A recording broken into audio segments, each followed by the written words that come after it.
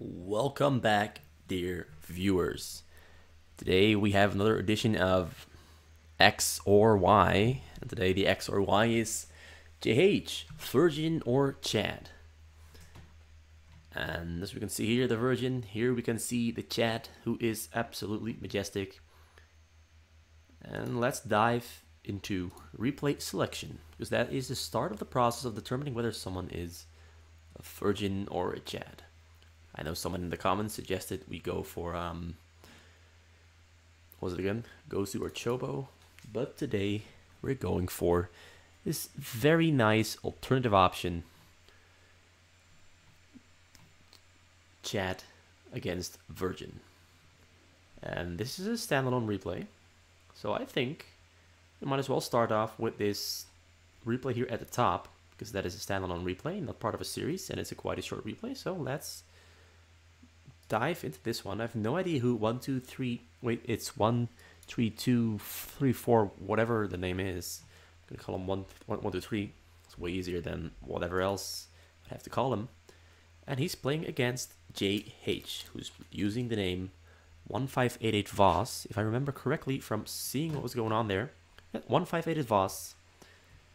And I hope the system, like there's a bug going around. I hope the bug doesn't occur, because then it would ruin the video and the replays. But that aside, we have a pink magenta 1324323423423 against 1588 Falls. Both players loving numbers in their names. But that's beside the point. So I'm speed it up a little bit so we can dive into the material we have presented for us. That will help us determine whether JH is a Chad or a Virgin. Of course, a Chad is, of course, in this situation, being the superior being over the Virgin. Don't take it too seriously. I don't really care about people being virgins or being not virgins or being Chads or being not Chads. It's just some arbitrary thing that popped into my mind of a meme that I remembered, and I hope you don't mind. So yeah, Voss starting off with the very classic 810 barrack, 910 depot, and of course then 2 barracks and a scout with the SCV that's finished the barracks. JH, I know he likes to play a very aggressive turn whenever he feels he can pull off an aggressive turn against his opponent. And this might be one of those games where he might be going for an aggressive turn, because honestly I have no idea who 132 is. And I feel that JH, or aka Voss, might know who it is. So there's the gas. This is looking like a standard build. +1 Nexus. Well, Pylon, Nexus, Forge, Pylon, Gateway, Cannon. This cannon's taken a little bit of damage from the Marine, but the Marine was not in time. So the choke has been set up for 132. 2 gas as well. 7 score on the way there as well. JH decides against going for early academy, goes for the command center first and the gas followed up, and then he resumes his marine production after he has those 2 on the way. Of course, he discontinues depot production because he knows that this command center is going to add on to the supply cap. There's a depot, a little bit delayed, but everything is planned out just fine and dandy. Chasing around the probe here on the top side of the map. Just wants to make sure that this probe is not going to get into the base, but he's got a couple of marines there ready to intercept. Zealot here ready to scout. Probe made it out alive. It's going to be sent back to base. He's going to rely on the vision and the scouting from this Zealot. Pylon there in the corner to rule out the option of a barrack being flown over for Firebat Stim Rush on the probes here. There's already a cybernetics core, robotics facility, out there in the front. 2 of them, in fact. No Citadel of a Dune, so that means Reavers. Reavers are on the way. Reavers are his choice. Now here could be the Citadel of a Dune. There it is, but he's made it after the 2 robotics, which means definitely Reavers. There's another gas. Not much happening at the moment. He's just preparing himself for the frontal attack. Reavers are I really like Reavers as an option. They deal so much damage in the early game because in the early game the opponent will mostly have just Marines. As you can see here, Marines trying to fish for an opening, but he sees that there's 3 cannons there, which rule out any offensive ability for Voss at the moment. But Voss sends over more Marines. He's got medics on the way, I want to say, but it's just Marines. He's just sending over Marines. Single out there trying to stop this choke from happening. But JH very wisely cancels, well, pulls off the SCV and then clips it into a Zealot, unintentional or intentional, I'm not sure. Picks up the Zealot. Shuttle is on the way. Robotic support bay has finished. Shuttle speed is on the way now. And there's the Templar's Archive. He's still only on a single gateway, but considering he's not going for gateway units and added on more gas, that is no problem whatsoever because he's relying on purely those Reavers. Only a single Reaver is on the way though. He's going to use that in conjunction with Zealots. Or maybe he misclicked, not sure. Usually we see 2 Reavers being made at the same time, which would seem most logical. Alright, there's the second Reaver. So a little bit of a delay on the first Reaver. I mean on the second Reaver. But that might slow him down a little bit. Or maybe he can still get the timing off just as he wants it to. But JH, having scans and having used one of those scans, has himself some information on the status of the progression of 132's drop tech, his Reaver progression, and what he can do. So a single Reaver has been picked up. Is he going to go for the front or is he going to fly in over the side? JH sending out Marines all over the map to get himself vision of the sides and the pathways that the shuttle can fly in over. So he has himself at least some information there on the sides. Reaver is going for the front. There is a turret there that's keeping the shuttle away and will prevent the shuttle from flying in, at least over the frontal part here. Reaver is just hammering away on the depots. Siege tank is rolling up. Siege mode has finished. Siege tank sieges up and scares the Reaver away. Reaver very quickly gets picked up by 132. Wraith is on the way there to help intercept those shuttles and deny Reaver's shuttle micro. So that's a great option to shut down because Reaver's shuttle micro is really, really dangerous in the hands of Protoss. Having that ability to Reaver shuttle micro makes Marines all the less efficient and effective in defending against those drops. Turrets there on the side being constructed. There's nothing here on the corner side there. But JH does have Marines ready to intercept. He sees the shuttle, he stims up, and he gets the shuttle just in time before the Reaver drops out and prevents any damage to his economy or his Marines on the low ground there, which is also a great pickup because keeping your Marines alive on the low ground means it's easier to defend. I mean, so far the only damage he's taken is losing that single missile turret. 123, on the other hand, on the other side of the map, has added on 2 more robotic facilities, added on a lot of gateways, Stargate as well for Corsairs, as we can see right there. He's already finished his storm upgrade, so 2 Templars there on the low ground with energy, ready to be picked up by shuttles. Once the shuttles do spawn, he's going for 3 Reavers, 2 Templars, and a couple of Zealots in the mix. So this is going to be a combined attack somewhere on the sides of JH's base, which, as we can see, hasn't been fortified all that well yet. He's still building mostly his base. He's going for not a very costly defense here on the sides, but he does have that Wraith hanging there. So the Wraith can't intercept. Wraith gets attacked by a Corsair. Corsair is better than the Wraith. Wraith is flying in. And there the units get to unload. Actually, nothing gets to unload. Nothing gets to unload. Oh, there's the Reaver. Single Reaver gets to unload. That's very unfortunate for 132. That he failed to unload any of his units and deal any damage whatsoever to Voss. Voss lost 3 Marines. So Voss buys himself a lot of time, and now the clock is starting to tick for 132. He has to start dealing damage. He added on another Nexus there, which I missed because the interface was blocking it. That means that he has boosted his economy by quite a bit, so both players are both on 67 or 66 workers at this point in the game, which is quite a good number, which means that they haven't really lapsed any point in the game with their worker production. Dragoon range now on the way, weapon upgrade now on the way, drop flying over the northern side of the, well, the eastern side of the map, north of Voss's base.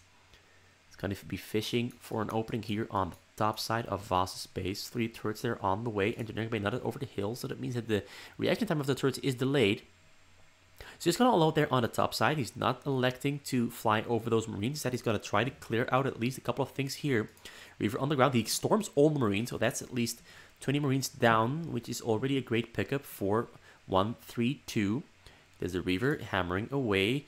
Zealots hammering away on those Marines as well. He managed to clear out at least one of the tanks and a couple of Marines. And now another drop flies in. This drop is the real drop. And now that there are less Marines, it's harder for Voss to intercept those shuttles. But he actually does manage to intercept most of the shuttles. He even manages to kill the Templar before it manages to get a shot off on those workers. And that, despite being a good setup, has been thwarted by Voss being very aware and quick to react with his Marines stimming down those shuttles, which now leads us to the next attack that 132 is going to be throwing out at Voss.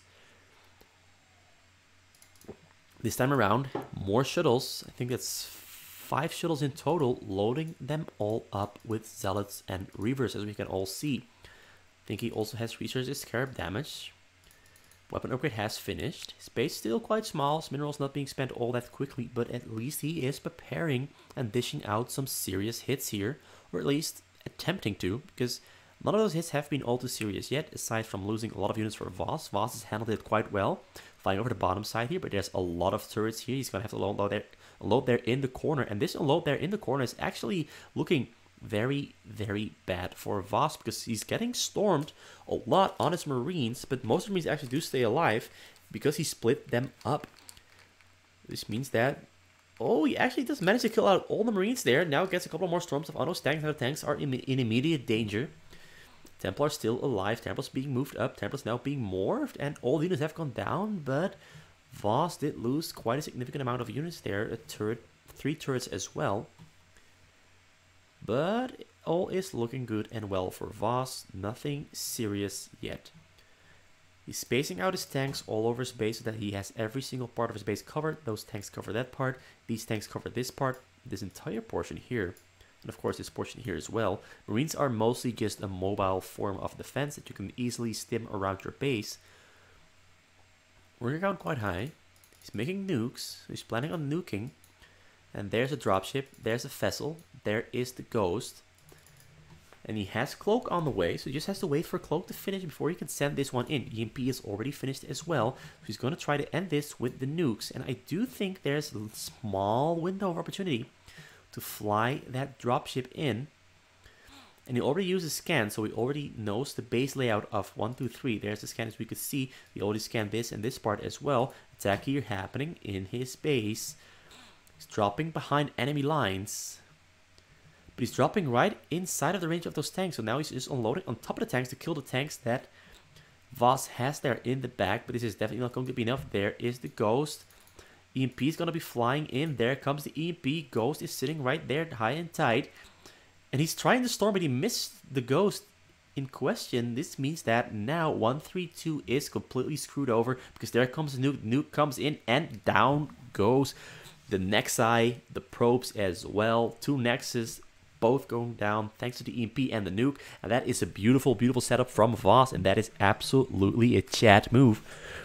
Just completely bypassing whatever confrontation and fight he can and going straight for the nuke on 132 and showing him who's the boss. And that is Voss, who is the boss. Definitely is. Oh, yeah, Voss is the boss. And this is like a fun fact. The V and the B in Korean both share the same symbol. So actually Voss is actually called boss. But because of that little interaction with the languages, he is Voss instead of boss. And, well, to us he's known as JH. So that's the first game of this exploration of chatness or virginityness, I guess. For Voss and JH, same player. And yeah, this is quite good. Not a lot of action. Mostly just a very good and solid defense from Voss. 132 tried his best, but there was a little hole in his base that Voss could abuse for the nuke, and so he did. Let's go to game number 2. Hopefully find a game with a bit more action, so we can get a better grasp on, well, what Voss is capable of. So let's move to the last map, right here. The map from December 26th to February 2nd, it is called.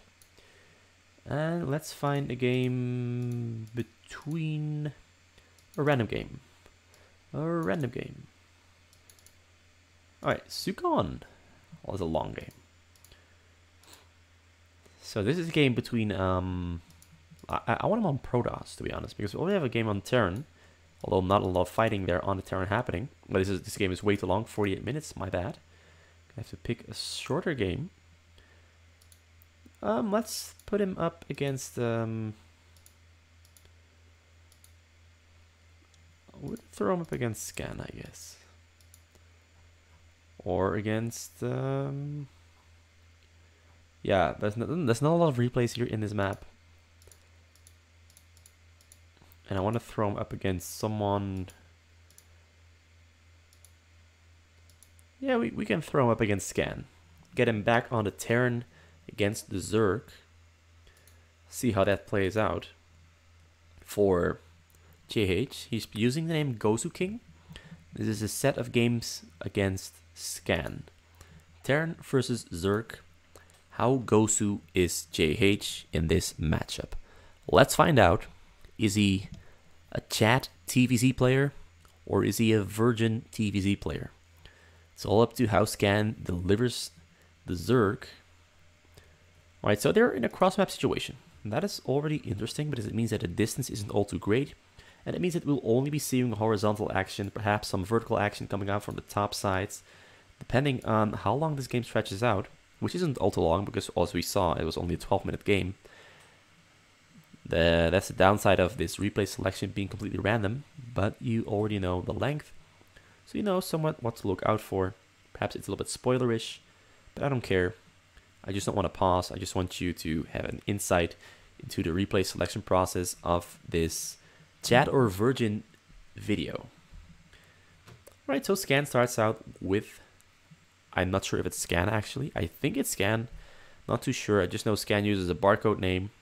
And I know they've been playing quite a number of matches over the past month and a half, maybe the last 2 months.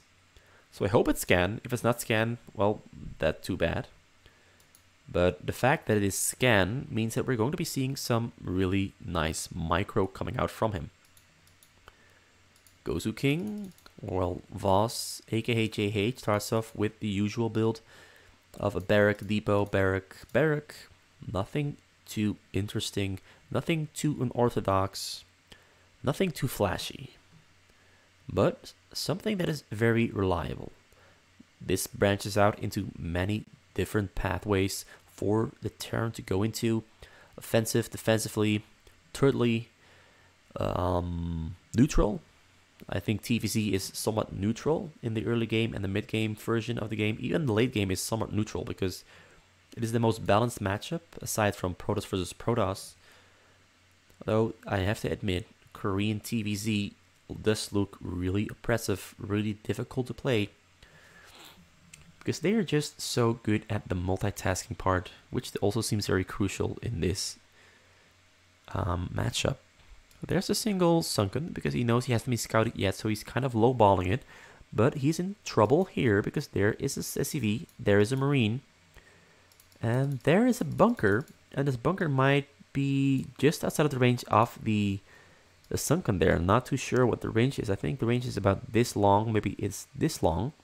But he has some Zerglings already on the way. Bunker has not yet finished. He's going for the Marines instead of the SCV. Now he goes for the SCV while those Marines were microed away and the SCV goes down. He's pulling up another SCV because he knows that the bunker is out of the range of the Sunken. But another Sunken is already being thrown up that is in range of the bunker. And these Marines will not be capable of stopping that Sunken from coming up. There is the gas already on the way. Is he going for Zergling speed? Zergling speed it is. So he's going for a Zergling heavy build. Planning on to rely on his micro over his macro, which seems to be a recurring theme in the Korean Zerg versus Terran matchup. They love going for very micro-intense Zerg builds that might just catch the Terran off guard. You will rarely see him go for very macroeconomic builds. Economic. I'm kind of lost on how to pronounce the word specifically. Anyway, he's got Burrow and Zergling speed on the way, which already gives us a glimpse into the future of what he's up to. Burrowed Zerglings with Marines walking on top, Zerglings getting unburrowed, having a surround on the Marines, and the Marines going down. But with those Marines located here in front of that choke, I'm wondering whether that is going to work. Because the opponent needs to find a way on top of those Zerglings. And I don't know if Voss is planning on going aggressive here with his Marines. He does have an academy on the way, but academy is out quite late. He's got a double gas, and he's got a factory with a machine shop on the way, so he can afford the tank and siege mode. And probably can afford stim upgrade as well. But I'm not sure he can afford the medics just yet. On this wave. In there, the medics, right? He can't afford the medics on that wave. And, oh damn it, did I miss the fight? Or did he pull? Alright, he pulled his Marines back, which was exactly what Scan was waiting for. He was waiting for those Marines to be pulled back to the choke so he could move out his Zerglings into the middle of the map and set up the surround that he's definitely planning on going for. There's an engineering bay. I think Gozu King or JH knows something is up, so he's already making a startboard. He is suspecting lurkers, and lurkers are indeed on the way here for Scan. Lurker upgrade is there. There's no Hydralisk out yet. Alright, the burrowed Marines are on the middle of the map. Let's see how this is going to play out. Marines are actually setting up right on top of those Zerglings, and the Zerglings are now getting surrounded off on those Marines, and the Marines are going down very, very, very quickly, and there the siege tank is going down as well, and now he's going to hunt down the front here. The front here has a couple of Marines there in the front, but can Scan get a good surround off on those Marines or not? Let's see if it's going to happen or not. He's taking his time. There he goes, and he sees that there's quite a lot of Marines there, and he's going to try to get a surround off. No, he's pulling back. JH now going on the offensive, and will Scan try to repeat the same move of burrowing his Zerglings up in the front there again for JH to step on. JH is just playing it safe. He's got fire bats on the way, knowing that Zerglings are weak against fire bats, but Scan burrows his Zerglings once again. There is a science facility on the way here for JH, and JH might just be biding his time until he has that science facility. So his detection against the impending lurkers that he, I am sure, knows are about to be coming up. 5 lurkers are being graded, and once again, JH is walking over the burrowed Zerglings. He cannot see them. He doesn't know where they are. He just assumes that they went back to base. But they're actually behind him. This is going to be a very interesting setup. He does spread out his tanks, which is good against those Zerglings because now there's a bigger distance to travel. And now he comes. There he goes in from behind. He gets a great surround off. The lurkers burrowed up a little bit too far away. And the lurkers are burrowing up right in front of those Marines. Most Marines have gone down there. Most of the Zerglings have gone down as well. And he's going to get this round now on that tank. Marines are stimming up, but they don't have detection yet. Does he have a scan? No scan is out yet for JH. He does have a vessel on the way though, but he's being pushed back very, very slowly. He's making the turret here in the front to protect his tank against those lurkers, but Scan is fishing for an opening. JH is trying to take down the lurker, but the lurker doesn't get taken down. Instead, he gets a great round off on those tanks and the Marines, and now he's managing to take down the tanks and the turret as well. JH pulling back to his choke. The safety of the turret. Vessel on the way. Scan is trying to slowly push his way closer and closer to JH's base. More units are on the way. He doesn't have a hive on the way yet, so he's going to have to rely on mostly lurkers and Zerglings to pull this off. There he goes for the attack once again. Gets a good surround of all those Marines, but Marines now have support. Oh, those Marines almost walked into the range of those lurkers, but now pulling back. His Marine count is very, very low. I actually think that Scan, if he decides to go for it, can push for the win right here and now. But he's waiting for more units to be on the reinforcement because he doesn't trust it just yet. Please, Scan, do not give JH time to set himself up for a defense because he's got a tank there on the way and a radiate there as well. One lurker is going to go down. He has to start pushing this now. He's now attacking the turret.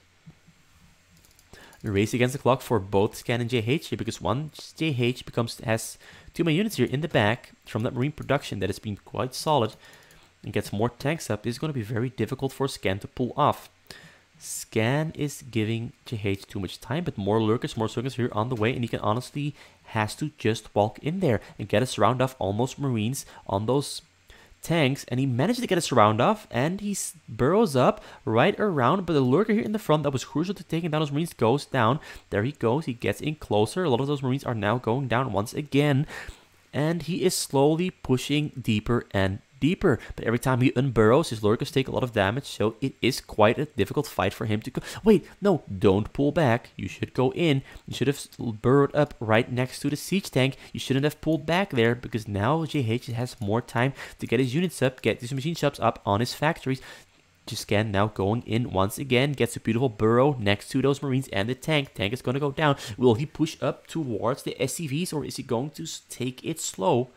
For now, he's just denying production. He's just denying Marines from spawning, denying tanks from spawning. This tank almost makes it out alive. More units are on the way for Scan here. Scan ashes another hatchery.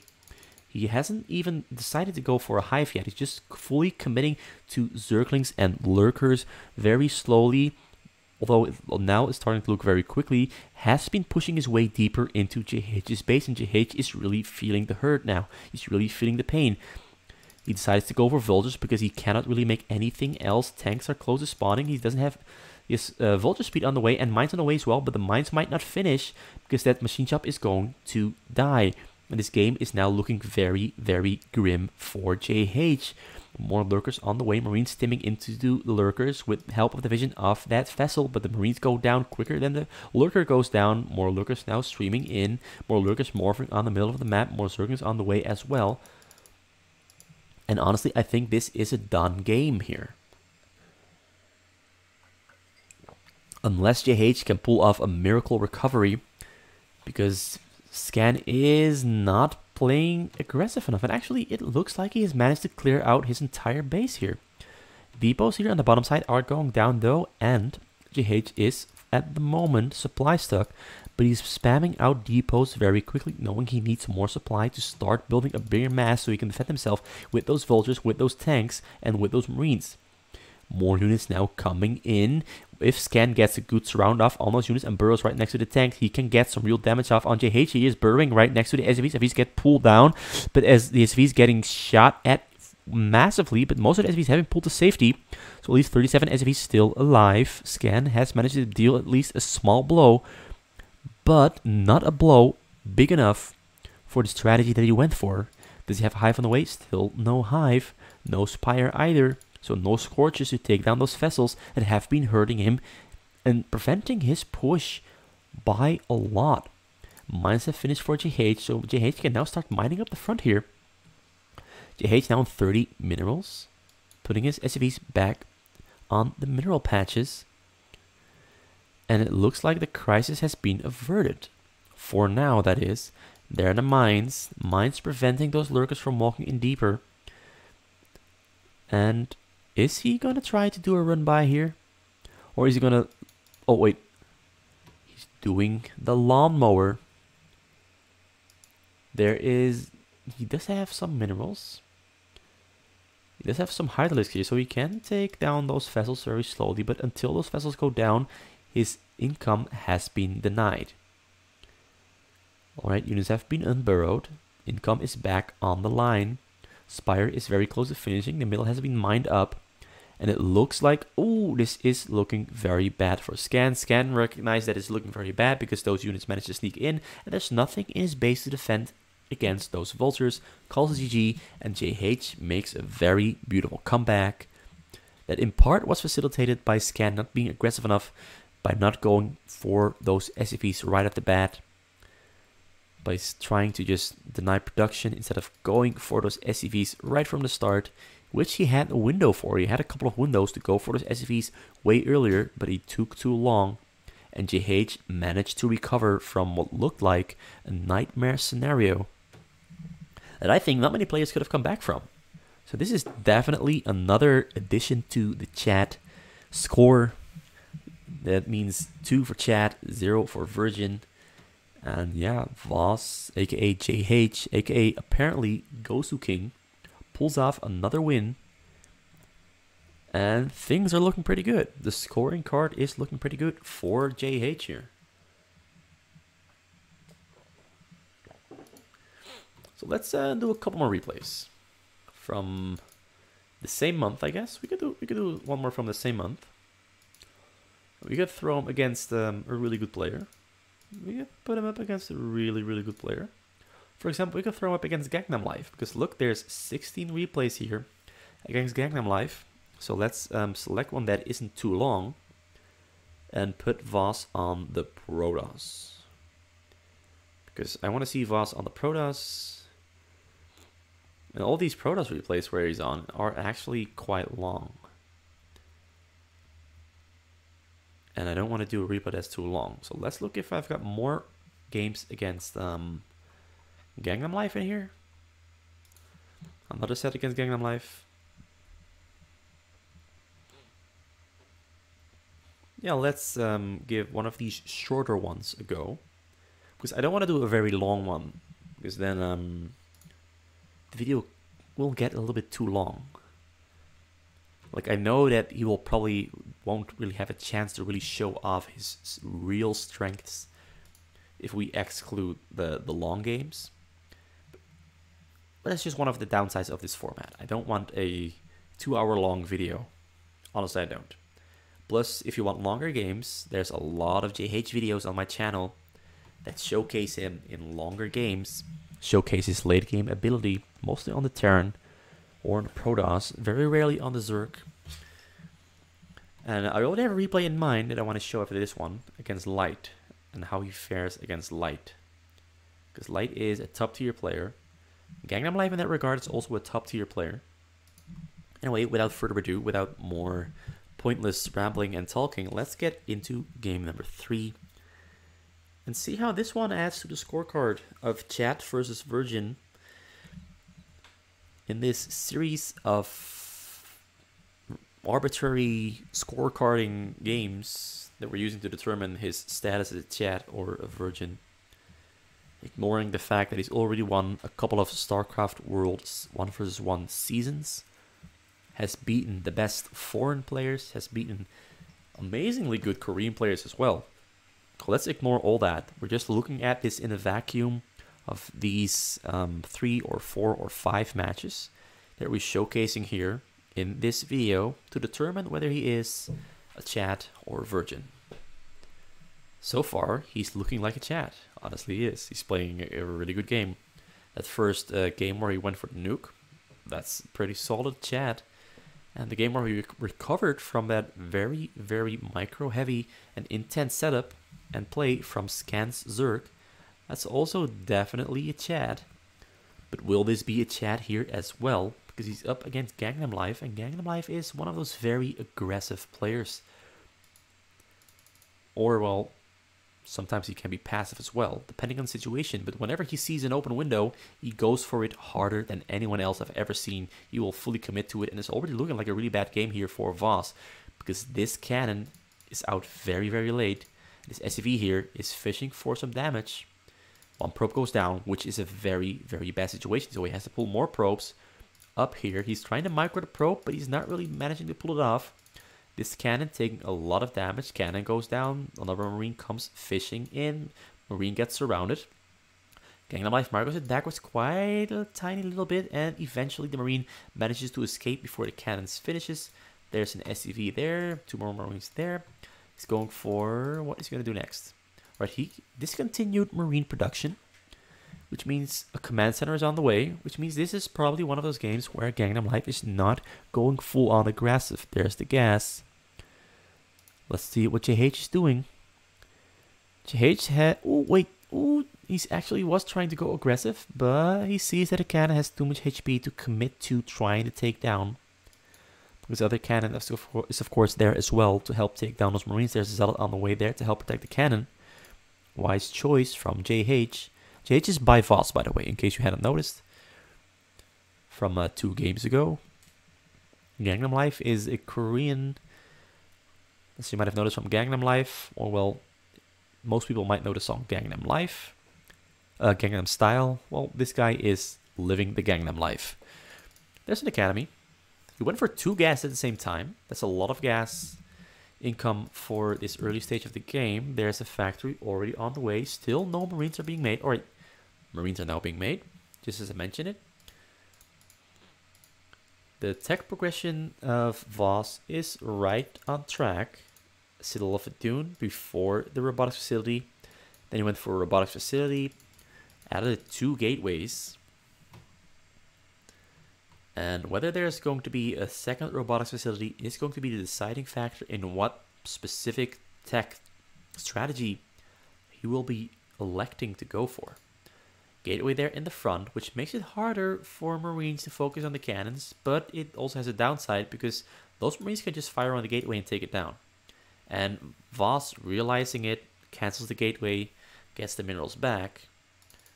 Right, so what is he going to do? There is a Templar's Archive there in the top side. So Dark Templars looks to be the option he's going for. But there's also a support bay, which might imply he's going for regular High Templars against Gangnam Life's Terran here. Gangnam Life plays quite a heavy Marine Terran. So a lot of barracks, very quick Marine upgrades as well. Voss personally prefers to go for just 3 barracks and a lot of starports and factories to defend himself. But Gangnam Life looks to be planning on going aggressive here. That's something he always does. He will always try to push the front, no matter the situation, no matter whether he can or can't, he will try to brute force it. And he's one of those few players who tends to be capable of brute forcing it. But this time around, looks like he changed his mind. Pulls back his Marines, starts his choke, and he's setting himself up for the defense. Because he scanned the base, I should have actually highlighted what he scanned. Like, oh, here, this is where he scanned. So he saw the Templar's Archive and the support bay. So he knows Templars are out or Dark Templars are out. And he doesn't want to go into that. Because he only has a single scan. And he's got no science facility because that would be quite early. So yeah, a wise choice of him to go for the defense. Turrets being constructed on the side. Engineering bay, of course, being made there on the side so we can hover it over the hill and see, give himself a little bit more vision. Also, I think this is the right choice here from Gangnam Life. But Gangnam Life can now set himself up for some hill abuse, which you often see in Korean games if the Terran is right next to the Protoss. And that hill abuse might spell some bad news for Voss because he's got a support bay quite close to the hill, Templar Archive quite close to the hill. So Voss has to end this quickly, deal some significant damage quick and early if he wants to stop Gangnam Life in his tracks before he can start making those dropships, which he already has one of. But before he can start doing real damage with those dropships, because right now he can do pretty much nothing. Oh, he's unsieging his tanks. He's already going for the tank drop. And it looks like there is a huge window here. Huge opportunity. Scan has come out. He can see these 2 cannons. But first we have this drop coming here on the top side. There's a Templar, 2 Templars, and a lot of Zealots there. And the fact that Gangnam Life chose not to make a lot of Marines. Like, he has been keeping his barracks how do you call the word? Empty. Hasn't been producing a lot of Marines during this game. But the tank drop happening at the same time. And the tank drop has not unloaded because he saw that those probes got split up. But the real problem is happening here. Archon is going for the SCVs. SCVs getting taken down. Oh, he manages to only kill a single SCV with the Archon. That is an absolute miracle because there's so many SCVs here. Oh, they were so close to dying. But Gangnam Life pulled them all over to the other side in time. Gangnam Life now returning with the tank drop because he was focusing on his base. They decided not to tank drop, not to juggle his attention, and he unloads, sieges up right next to those probes because he gets a huge shut off. He kills 18 probes and he kills even more, 5 more. So that's 23 probes dead for Voss, and that puts Voss in a very tight spot. Very tight spot because his 50 SCVs against 36 probes. Can Voss make the comeback here? Or is Gangnam Life going to hurt him with yet another move? No move coming out yet at the moment. I'm going to change the colors real quick to make it easier to navigate the minimap. Top corner here is still unprotected for Gangnam Life, which might make it very easy for this shuttle to fly in, but the engineering bay lifted up just in time. But those... Oh, alright, the Marines coming up. The Marines getting blocked by their own medics. He has to pull off those SCVs, and he managed to snipe the Templar before the Templar can hit or get the storm off. Well, that's a very, very quick target selection from Gangnam Life. But that almost went wrong. That almost went wrong with those medics here blocking the Marines from attacking the shuttle. Another drop already flying in. Gangnam Life already targeting the shuttles. SCVs getting pulled away, but that's a lot of Templars, a lot of Zealots. The SCVs all surviving. A lot of Marines there went down, and he's pulling back. Does he still have a storm? Does he still have a storm? Does he still have a Templar in there or not? No Templars left in those shuttles. Most of the Zealots have been cleared out. But that's honestly a lot of units here. And Gangnam Life has been cutting corners with his unit production. His base is still quite small because of that same reason. And the shuttle's running away now. Turrets here on the bottom side have been cleared out. Lots of units have been cleared out as well. Turrets on the top have been cleared out. And there's a shuttle. That's a real shuttle. It's got a Templar. It's got Zealots. Gangnam Life thinks it's a fake, but it's not a fake. And storms on top of those SCVs. And he hits the right side of the SCV stack. And almost all of the SCVs, 43 SCVs there, went down. Which is pretty much all the SCVs he had on his minerals. He only had 3 SCVs left on his minerals. Most of the SCVs are scattered around his base or on the gas. Line on the gas there. That is an absolute massive counter hit that puts Voss back in the lead here. Gangnam Life is pretty much screwed at this point. Because all Voss has to do is throw out more shuttle drops, keep hitting. And he's trying to target select, but Voss unloading his shuttles and storming on top of the Marines. And only 2 Marines are left. While another couple of Zealots here are hitting those SCVs directly. He's got absolutely nothing left to defend himself with, aside from those Marines here in the bunkers that he now has to pull out and send out across his base to try and salvage whatever SCVs he has left. But in the process, he's losing so much. He's losing so much in the process. He's got 66 minerals left on 17 SCVs. And another drop is already flying in for Voss. Voss this time has a Reaver in the mix. A couple of Zealots as well. He doesn't need much. And he's going to show all of it on the top, on the bottom side. He doesn't want to risk losing any of those shuttles to the Marine-focused fire. This has just now become a dead no zone for Gangnam Life. Gangnam Life is rolling up his tank so he can try to get some damage down on that Reaver. But once the Reaver takes damage, the Zealots are going to go running in and do their best in taking down those units there. More units being unloaded on the low ground here for Voss inside of Gangnam Life's base. Gangnam Life's base is starting to feel smaller and smaller. His unit count is down to 49. Whereas on the 143 for Voss. Voss is doing a great job here of juggling and just keeping the pressure up on Gangnam Life. Making sure Gangnam Life's unit count can never replenish. Making sure his Marines are going down. Making sure his Marines are too distracted to focus on the shuttles that are now flying in. And that's 3 Templars. Gets a good storm off on nothing. Good storm on that tank there though. But now he's morphing up an Archon. There's only 4 Marines left here, 5 Zealots, and Archon is morphing up 6 Zealots. Even though those numbers look so small. Gangnam Life has no minerals. And he's got nothing in production. He's got nothing here in the front except for a single Marine in the bunker and a single tank. These Marines are the heroes that are going to be needing to save him with their 1-1 upgrades. But Voss is just very consistently dropping units on the long run. He gets a storm off, misses the storm, but another storm is stuck here inside that shuttle. Will that one arrive? There come the Templar. Templar stormed on top of the Marines.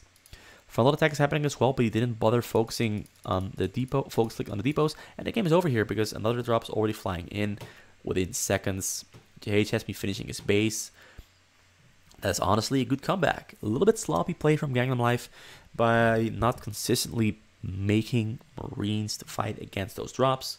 But JH pulls off a really swell and splendid good game. That was honestly quite impressive. Just landing those drops, dealing damage, keeping the unit count for Gangnam Life low. And by Voss, aka JH, manages to pull off another win. And this one is a chat win as well. So let's go find him.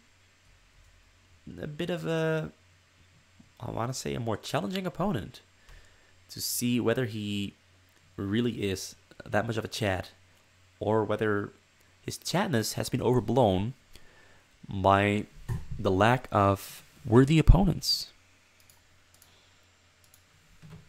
So back into the replay folder we go. And let's see. Is there a Zerg game somewhere in here for Voss? He mostly plays Protoss, Terran I mean, because he is more or less a Terran specialist. A Terran versus Protoss specialist specifically. This is really short.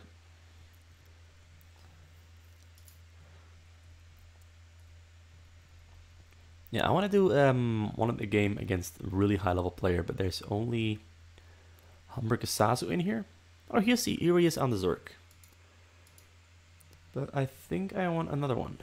Wait, here's a long set of games against Minchel that I one day want to cast in its entirety. Because Minchel is a really high level player. Is there a couple of Terran versus Terran against Scan? Which might be interesting, but they're a little bit short, and this one is really long. These ones are too short. Reveneer, I'm sorry, the replay selection process is going really slow right here. So excuse me for that one.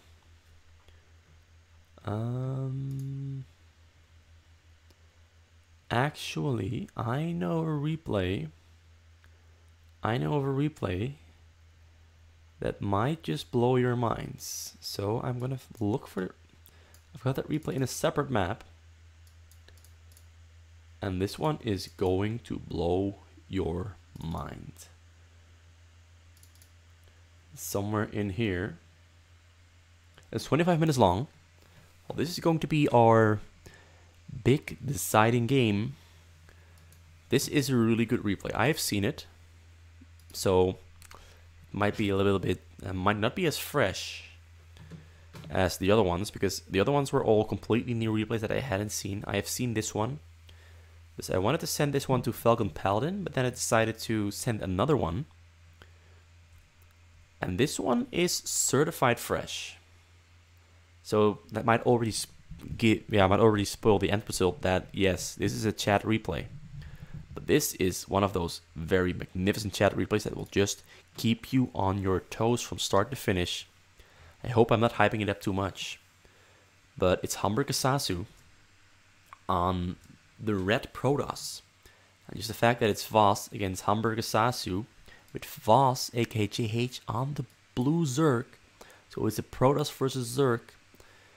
And it's going to speed up the first minute or two because we have a cross-map situation, and a cross-map situation most of the time means that not much action is going to happen within the first 2 or 3 or even 4 minutes, just because there's too much distance to cover. Interesting conversation going on between the two players. No idea what they're talking about, but I do see some ha ha ha ha ha signs in there, which makes me believe that this is just mostly banter between these two players. Humbergasazu starts off with a +1 Nexus, as is tradition in most Protoss versus Zerg, or even Protoss versus Terran matchups for the Protoss. You will very rarely see different builds, because honestly, the mid build amongst Koreans doesn't really seem to work all that well. Which it is the most popular strategy for Protoss in the foreign scene, but it turns out it's mostly because the micro skill of the Koreans is just that much superior that it is pretty much impossible to pull off a mid build against the Korean, even if you're Korean. So it turns out. So this is a Forge. A 7 score, not a Forge. 7 score. Most of the time people go for a Forge first. Humbergasazu goes for a 7 score first, pulls off 6 probes, 2 to gas, which means he's got only 8 probes remaining on his minerals. But given that +1 Nexus just finished, his probe count on the minerals is going to be ramping right back up. Probe here in the base of Voss. Getting information. Voss went for a very cheap choke to Sunkens because he saw that there's nothing there to attack him. So he's just gonna somewhat risk it. Got information with this Overlord somewhat. He scouted this portion here. So he knows that Humbergasazu is not right next to him. So he also scouted him the spot next to him with this one. So there's no immediate danger, or so he believes. So he adds on 2 hatcheries, a gas, and a very cheap choke, as already mentioned. Keeping those Zerglings there in the wall just to keep things out. Now he's going to use those Zerglings to scout all spots again, just to make sure that he knows where Humbergasazu is. Because having Humbergasazu's location in the know-how and possibly seeing his build order gives him a lot of information, freedom, but also direction in what he can do. Humbergasazu starts off with the weapon upgrade, which is honestly the first time I've seen a player start out with air weapon upgrade on a fastest map. He's going for a double Stargate. There's the robotics facility, so double Stargate robotics facility. This is a unique build. For as far as I've ever seen a Protoss build, never seen this specific configuration and build path on fastest map. So this is going to be interesting how he's going to pull this one off. One thing I know for sure is that it's going to be some Corsair harass into drops. But how he's going to pull it off, I'm not sure. How much success will he have with this, I'm not sure. Which is a complete lie because I've seen this replay. But I'm just going to keep pretending that I don't. I'm going to keep myself completely in the dark, or pretending to be in the dark. Sunken's there. Hydralisk then already on the way after his fourth hatchery. Fourth extra hatchery. He's keeping those drones idle because he wants to put some of those on the gas. Or is he focused on trying to preserve and save his overlords? There they go, on the gas. There's a creep colony. Just to either make a spore. Well, most likely it's sunken because there's no Evo chamber yet. But he might be making an Evo chamber in the near future to make it easier to defend against those Corsairs. More sunkens being added on in the front. Corsairs clearing out overlords all across the map. They already have a single overlord kill. And more overlords are being found here inside of JH's base. Going for that one first because this one is going inside the base. Which might mean that there are Hydralisks. But there are no Hydralisks that could potentially hunt down the Corsairs. So now there he goes for overlord number 3. All kills going to the single Corsair. Flying around the base happily, but the Hydralisks have finished for JH, which means that he can own... Oh, that's some beautiful micro there from Humber Kasasu, making sure to preserve those Corsairs. So no Corsairs have gone down, 4 overlords have been killed, more Corsairs are on the way, so 6 Corsairs in total. Now he's going to clear out the entire top section, just hunting for whatever overlords were left there on the sides. So the start of the game starts out with Humber Kasasu securing himself some vision on the sides, but also denying Voss vision on the sides while simultaneously harassing his overlords and supply count, which is honestly really annoying because it means that that's 400 minerals that JH has had to spend on overlords instead of on drones or Hydralisks. And yet another one goes down, so that is already 500 minerals lost for Voss. If we ignore a couple of those Zerglings, more Corsairs on the way. That's already an 8 Corsair stack. And there is the shuttle with the two Reavers that he was setting up for. Didn't get scouted. The Zergling also won't get much information because he's plugged up the hole that is his front. Shuttle speed is on the way. More Reavers, more shuttles, more robotics. There's a Templar's Archive. So he is setting himself up for some nice abuse. And there he finds more Overlords, but there's a Spore there. Overlords both go down. Which now means that JH is completely supply stuck on 50 on 21. Spacing his hatcheries out far to the side so we can get a lot of creep colony out to the corners of his base. I think he's potentially planning on playing a very turtle-ly Zerg. There comes the Reavers. 2 Reavers inside that shuttle. Flies within distance of those drones. Is he going to unload on top of drones? Drones now running away even further. Only a single Reaver gets to unload. Does the Reaver get some kills or not? Nope, not a single drone went down.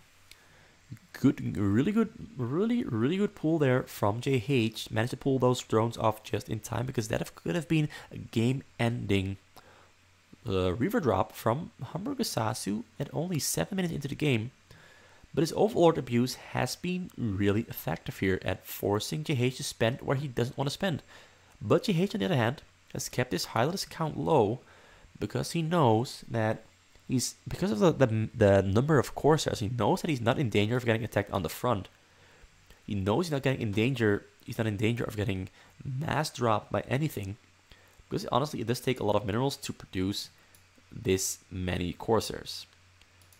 And there's another Reaver drop flying in over the bottom side, but this time around, JH has more vision on the side. He's got Overlord speed, and he knows he can now pull up his Hydralisk, but it's very hard to focus on the single shuttle. He actually managed to pick out the single shuttle, which now means that Humber Kasasu is ready to fly right out with his Corsairs. Maybe pick up some of those Overlords there on the side as he manages to do so. Gateways being added on for Humber Kasasu now that he has minerals to start producing gateway units en masse. More gateways there. Shuttles, of course, on the way. Templars on the way as well. He already has a couple of Templars finished up here. 5 shuttles in total here. Looks like he's planning on mass dropping after doing some annoying harass work with those Corsairs on the sides there to keep Voss's Overlords outside or inside of his base. and then I'm side vision. And this is very smart. This is very smart. Spaces out his quarters along the side to make sure that not a single overlord can actually move past the hill. Done it on both sides. This is the first time I'm seeing this very specific spacing technique applied in a game on fastest map. Honestly, it's very obvious that you would do this, but never seen it done before. That's a nice pickup for my own gameplay. Alright, so this mass drop is almost ready. He's got a large plethora of upgrades on the way, scarab damage. He's got weapon upgrades as well, armor upgrade in the mix too, Templar energy. He's got observer speed. So he's not forgetting his observers. Observers are finishing up. He's not forgetting a single thing. I honestly really like this gameplay from Humber Kasasu. It is quite efficient, even though he has quite a bank floating up. But it's really efficient and effective.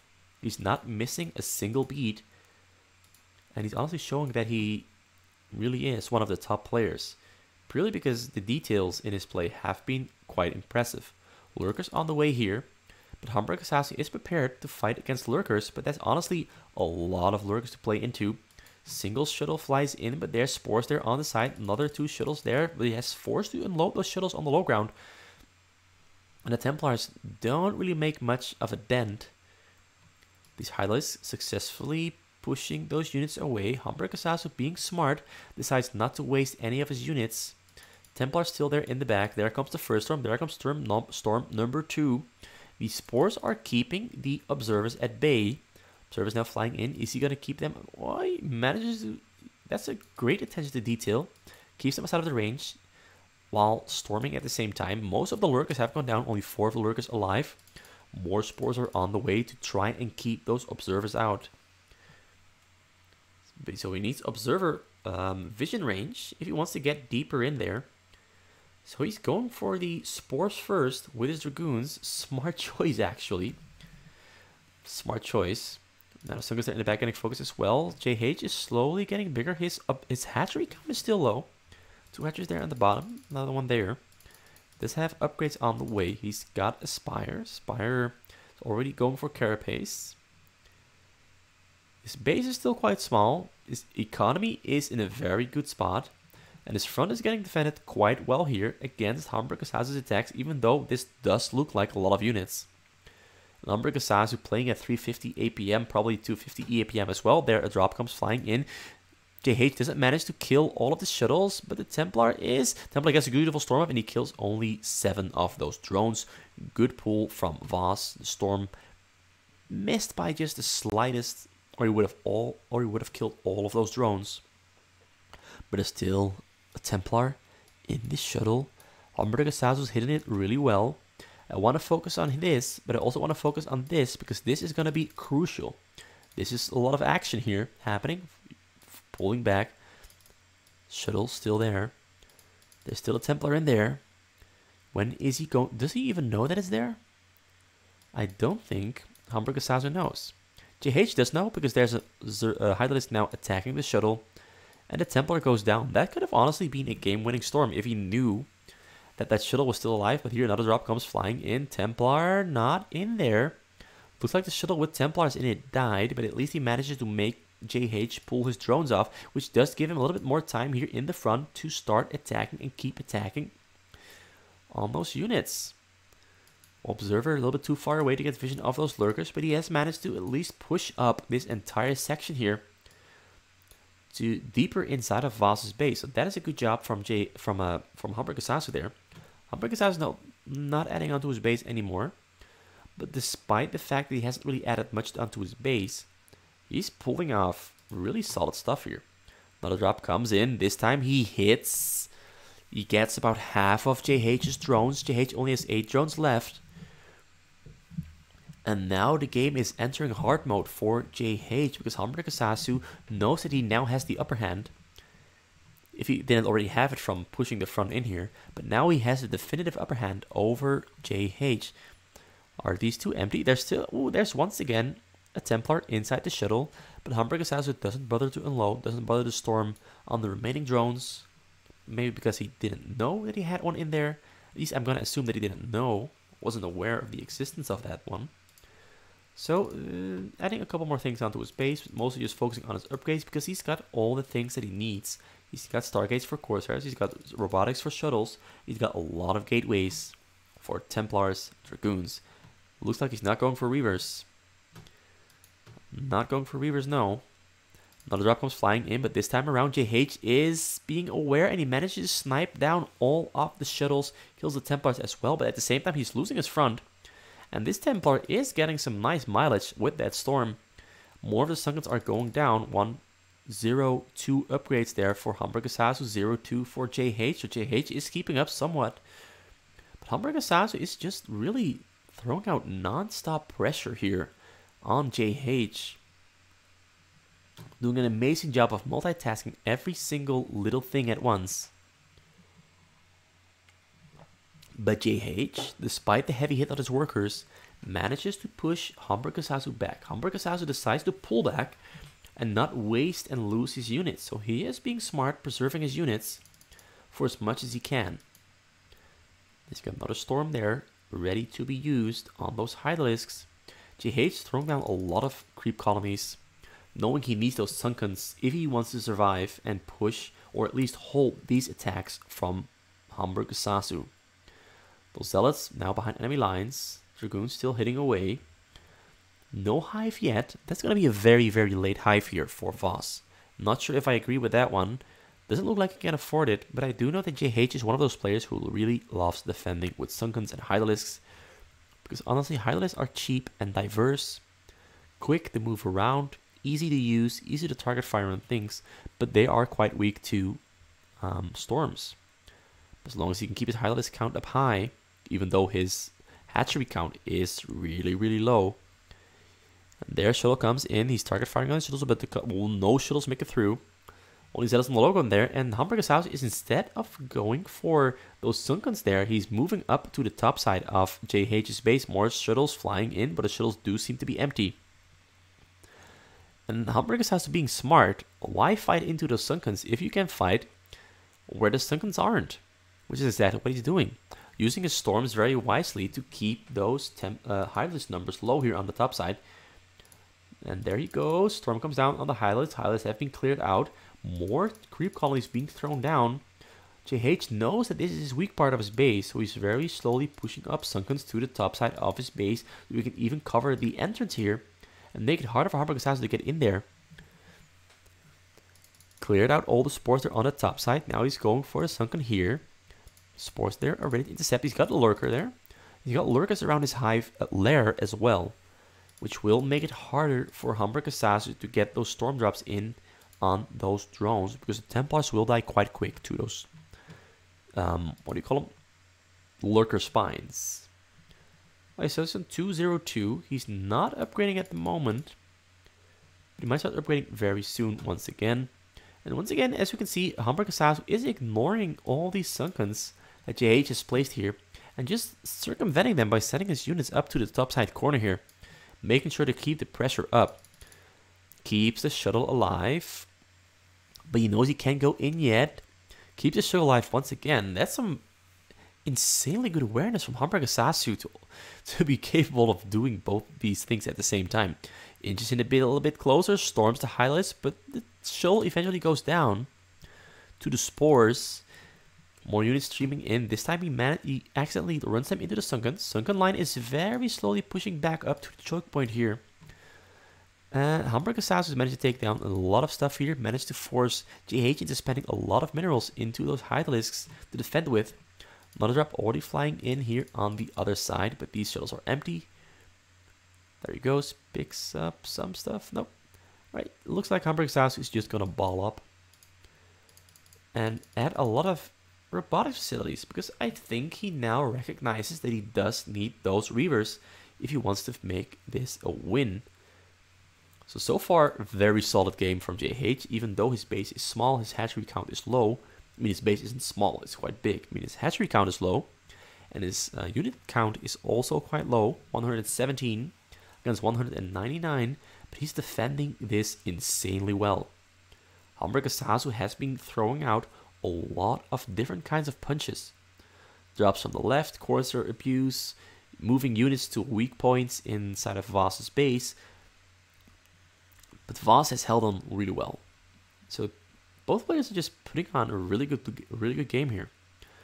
Humber Kasasu slowly pushing up deeper. Corsair there hunting Overlords to deny some vision, which Voss has managed to reestablish, but is now losing. And most of these sunkens here being cleared out by Humber Kasasu. JH was forced to keep his Hydralisk in the back because the Hydralisk count was quite low. He's in the meantime added on 20 or 30 more Hydralisks.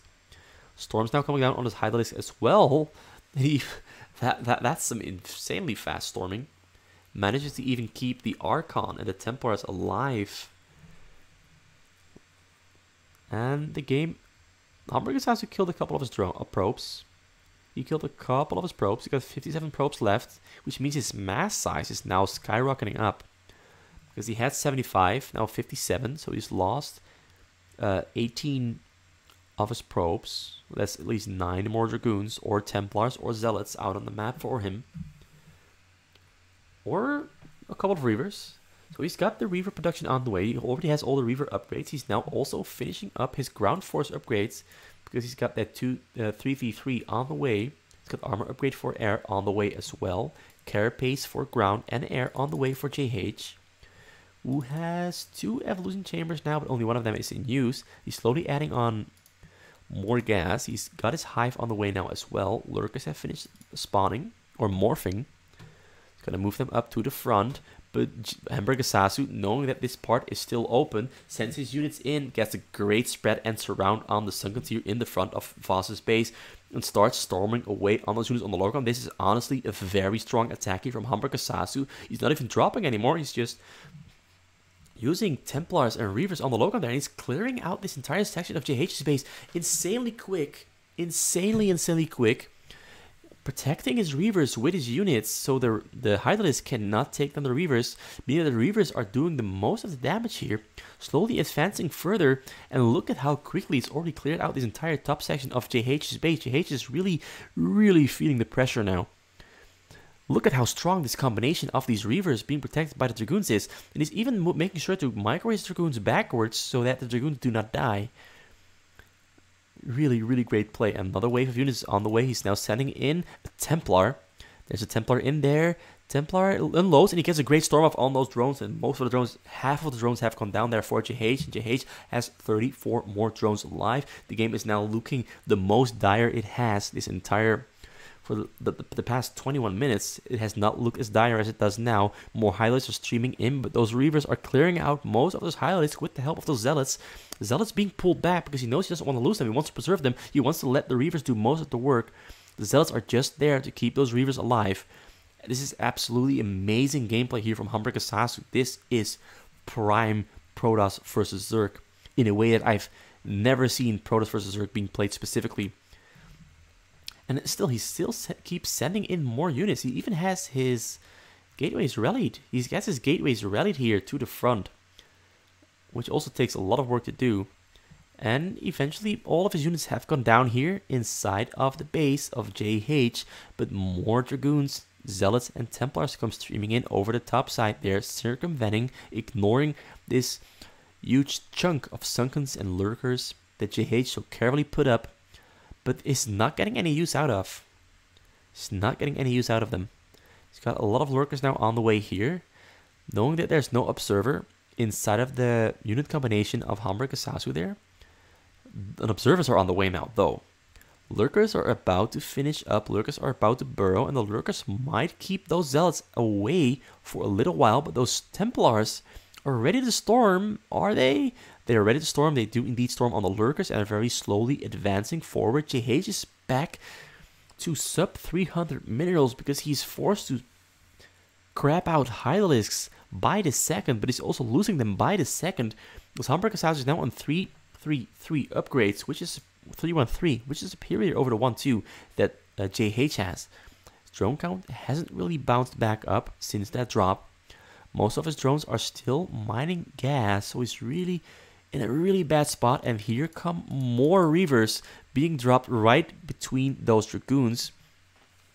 And once again, he's mostly using his units, his Zealots, to push forward, and then, of course, pulls them back because he wants to let those Reavers do most of the work.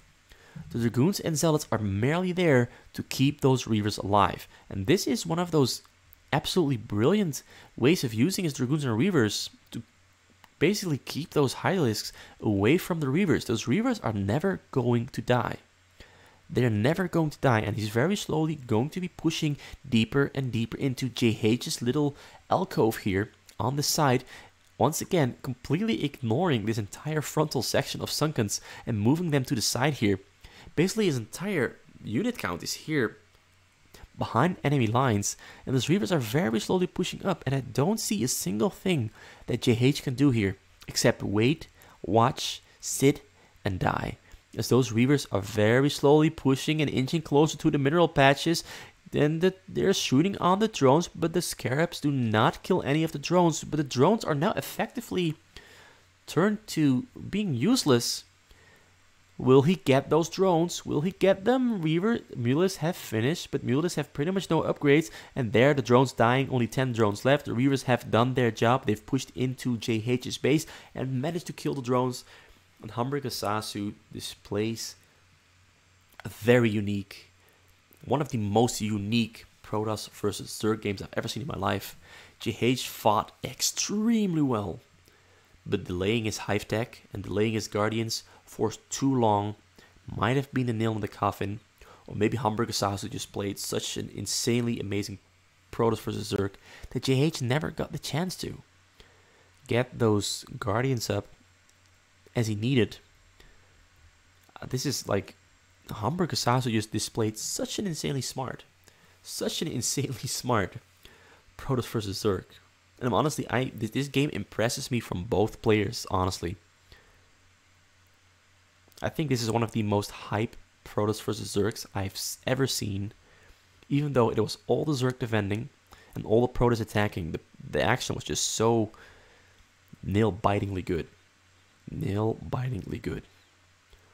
So yeah, this game is definitely a chat score for Voss, even though he lost. This is a chat score all the way. There's no virgin here. There's only JH, the chat. Alright, so Humbrig Asasu, of course, also gets a chat status just from this replay alone, or from all the other ones we've already seen. Like, there's no doubt about it. Humbrig Asasu is the chattest of all chats. There's no chat more chatter than Humbrig Achatu. Anyway, aside from that cringy chat talk aside, let's end the video here. I hope you enjoyed it. I really hope you enjoyed the last game specifically, because that's one of my favorite replays, as I've already said many times over and over and over and over. So thanks for watching. Have a good day. Leave a comment or whatever you want to leave in the comment section. Inevitably a comment. And have a good day. And hope to see you back next time around.